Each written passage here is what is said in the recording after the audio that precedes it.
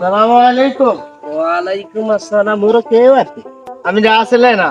আরে এত বুড়া মানুষ ঠারাই না ওর মনে হয় এক ঘরে আইছে কে? হ্যাঁ, কোনায় আছিল? Saudi Arab. সৌদিন? হ্যাঁ, সৌদি কোন জায়গার মধ্যে? Saudi Medina. আরে আর কত স্বপ্ন ছিল তুই চলি আইছো আর লগে কত কথা কইছো মোবাইলে কে? হ্যাঁ, অন খেজুর ওই কালা কালা ইদরে ইদরে খেজুরি কিনা আনছুনি? আসুয়াত খেজুর। আসোয়াত আসোয়াত না, এটা আনতে ভুলে গেছিল। এটা বুঝি তুই কাম করলে। আয় তোর দাদা মানুষ বুড়া মানুষ দিও গে খাইও গাওয়া টাওয়া দি গাওয়া আনছুন? না দাদা, তুই খারাপ করে দিয়ে আসছ না তুই কি আইছিস বাংলাদেশ? দাদা তোমার লাগে কোট আর আনছি জুব্বা। তুমি টেনশন করো না দাদা।